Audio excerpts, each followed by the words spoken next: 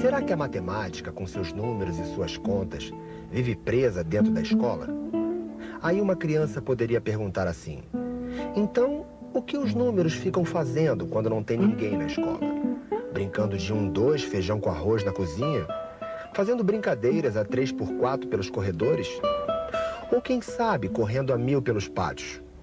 Ou ainda pintando 7 nas salas vazias? Dá até para imaginar, não é mesmo? Mas seria só imaginação. A escola não é a morada exclusiva da matemática. E nem a sua prisão. É só olhar ao redor para perceber que os números vivem soltos pelo mundo. Não é invencionice dos professores, é pura necessidade das pessoas. E as crianças que não são bobas nem nada, percebem mesmo antes de entrar na escola que os números fazem parte da sua vida. Nas contas que o pai tem que pagar. Meu pai falou que a conta da Luísa aumentou. Nos preços das compras que a mãe faz. Minha mãe não comprou biscoito porque estava caro. Nos dias que faltam para o aniversário. Falta 9 dias para o meu aniversário. No resultado de um jogo de futebol. 10-0 pro Brasil. No número da sua casa. Eu moro no número 600. Enfim, a toda hora, a criança dá de cara com o número. E os números não andam separados. Quer dizer, não tem um grupinho de 0 a 9 andando por ali, outro grupinho de 10 a 100 separado lá e assim por diante. Os números entram na vida da criança que nem as pessoas dessa rua. É tudo misturado. Bom, diante desses fatos, fica então a seguinte pergunta. Como o professor deve ensinar o sistema de numeração para as crianças? É exatamente sobre isso que a gente vai conversar neste programa. Obrigado, hein? Ah, não vai perder, hein? O que as crianças pensam sobre os números? Que números aprendem primeiro? Qual a ideia que fazem da maneira de escrever os números? É isso que vamos ver a partir de agora. Qual é, afinal de contas, a melhor maneira de ensinar o sistema de numeração? Como professor ou professora, você já deve ter escutado várias opiniões. A mais comum é bastante conhecida.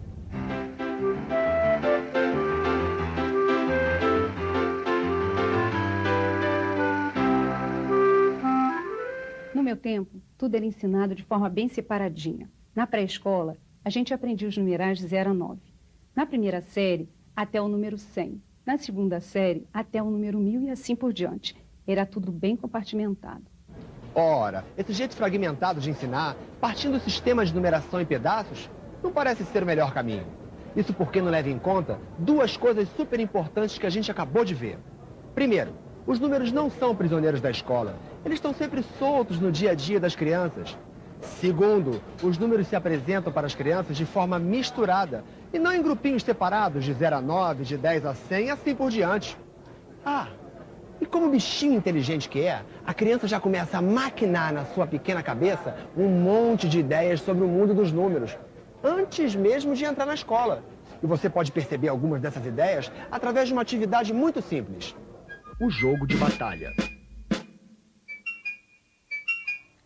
Para esta atividade, você vai precisar de um baralho, que pode ser feito de papelão ou cartolina. Cada carta com um número. Não precisa ter todos os números, de 0 a 9, de 10 a 100 e assim por diante. O importante é que tenha números com 1, 2 e 3 algarismos. Olha só, 38, 7, 121. Cada baralho deve ter mais ou menos umas 40 cartas, cada uma com um número diferente. Bom, vamos ao jogo?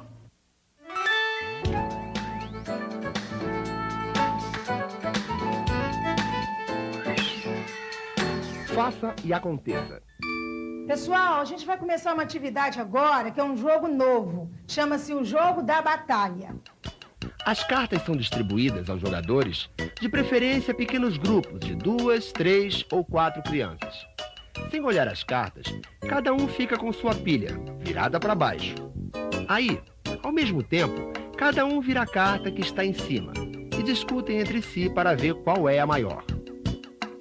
Porque o 4 é na frente. Não, porque dele é 0, mas eu acho que é o 40. Mas por que ele é maior, gente? Quem tiver a maior da rodada, fica com as outras, colocando todas elas numa pilha separada. Começa então uma nova rodada. Ganha quem ficar com o maior número de cartas na pilha separada. Depois, é claro, que aquelas da pilha inicial tenham acabado. Dá para fazer esta atividade com um baralho só, dividindo a classe em 2 grandes grupos. Mas o ideal é fazer vários baralhos para conseguir formar diversos grupos e assim garantir a participação de todos os alunos. Com esta atividade, além da aprendizagem que ela permite, fica fácil perceber algumas ideias que as crianças formam sobre os números. Primeiro era ele. E tem 9, 9 é maior. Não? Estamos aqui no meio da batalha e as crianças estão tentando descobrir qual número é o maior. E aí, qual número que é o maior? É o 23. Você concorda com ele? Esses todos os números só tem um e esse tem 2, então esse é o maior. Muito bem.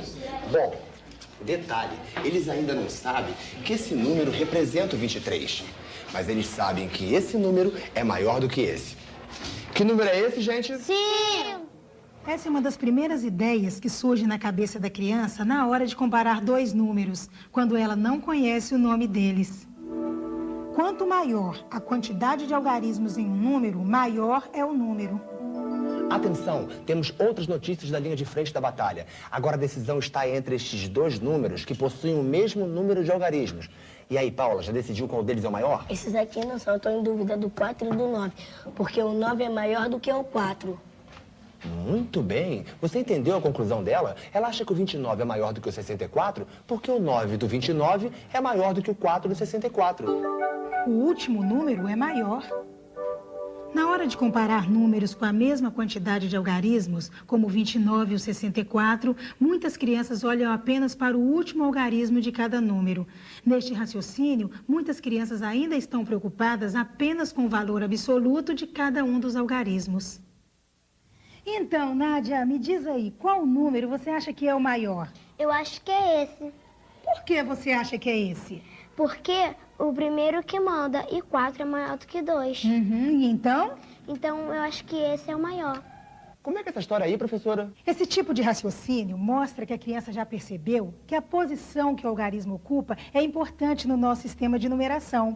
Quando os números têm a mesma quantidade de algarismo, elas costumam dizer que o primeiro é que manda.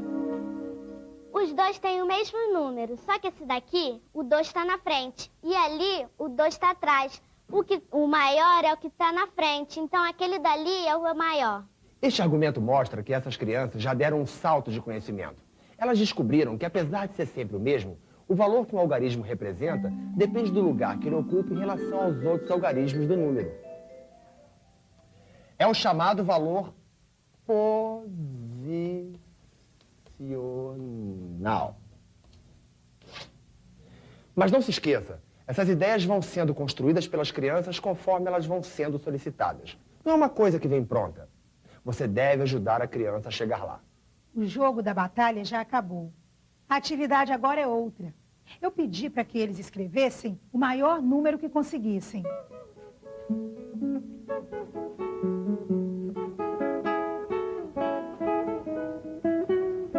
Vamos ficar por dentro dessa maquininha de pensar que é a cabeça das crianças.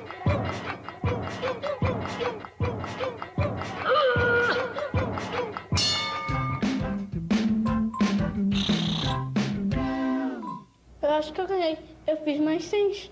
Mais 100? Eu fiz mais 1000. 1000 é maior do que 100. Eu não sei o nome desse número, só sei que precisa um monte de zero. É bem grande. Viu só? Para as crianças, os zeros e os números com zeros são especiais e muito importantes na construção do conhecimento a respeito de como o sistema numérico se organiza. Vale a pena repetir.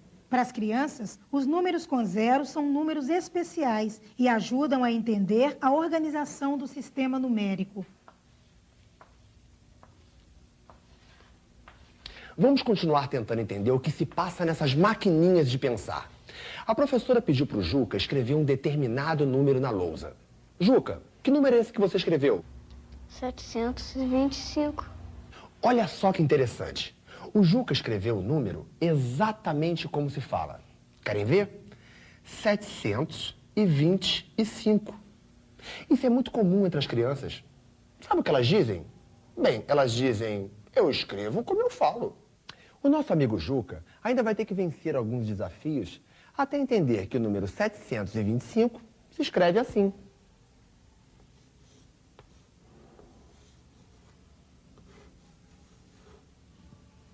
Mas a aprendizagem é assim mesmo. É um processo de construção que a criança faz aos poucos.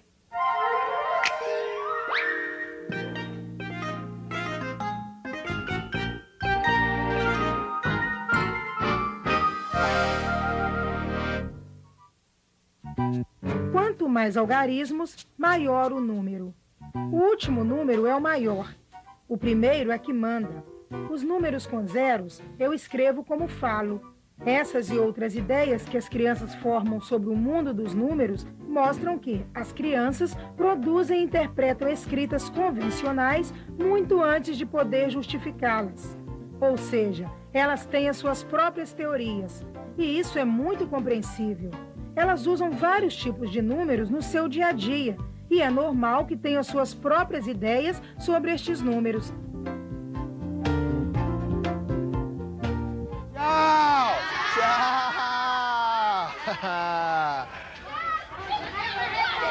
Tchau! E aí, captou a mensagem? Ensinar não é ficar cortando em pedaços, não é mesmo? Ou você é daqueles que acham que depois que as crianças vão embora, os números ficam aí presos na escola, tudo separadinho? Fazendo o quê?